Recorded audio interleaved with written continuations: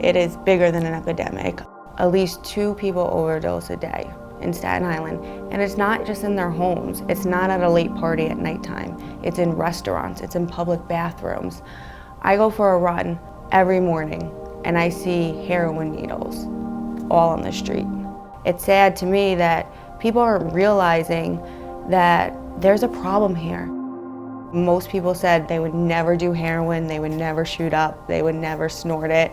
But when they don't have the one thing that's gonna make them feel better, but then heroin will, that's how they go to it.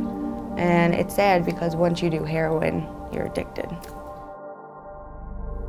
When we have excuses why we feel like we shouldn't go to a rehab facility, it's just a part of that addiction. And addiction lies. It actually has a life of its own and it takes over your body. And so in some cases, I feel really sorry for the family members because they think that it's about them, when actually it's that disease that is literally taking over their loved one and that is doing anything it can to survive by feeding itself, by lying. When someone's at a point where they don't care if they die, where they have no more hope.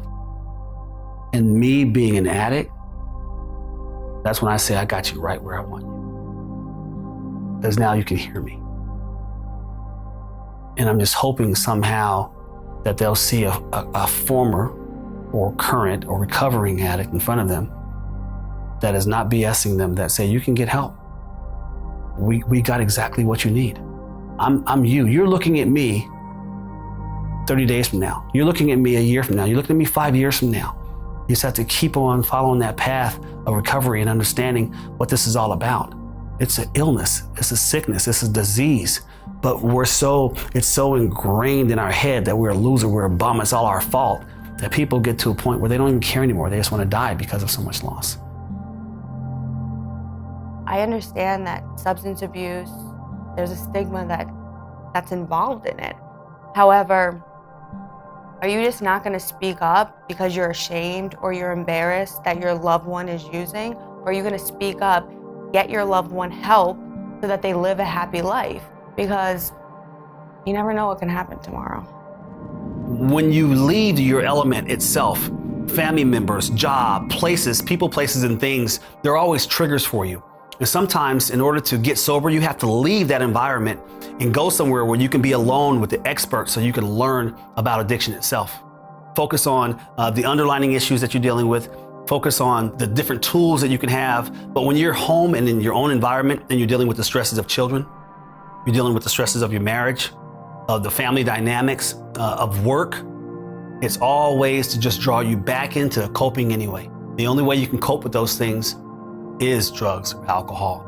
You got to get away from it. Go get the help that you need, then come home and learn how to live in that environment with tools, how to live a sober life.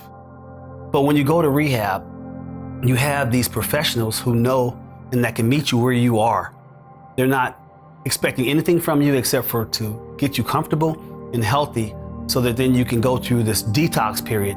And then after that, have a chance to start understanding why you're there in the first place. You want to be somewhere that is actually going to be conducive where you can be a part of the elements. And in Florida, I found myself able to go down there, be in the tropics, be a part of something that I wasn't really used to very much, seeing the ocean. And there's all different types of benefits of going to a place like Florida to get rehab. And there's always going to be someone there to greet you. There's always going to be someone there to guide you where you need to go. And the best thing about it is you're around a lot of people like yourself. It took a little time for me to realize that I was just like everyone else here. I had a disease that I had to deal with, and that was getting the help in a rehab facility.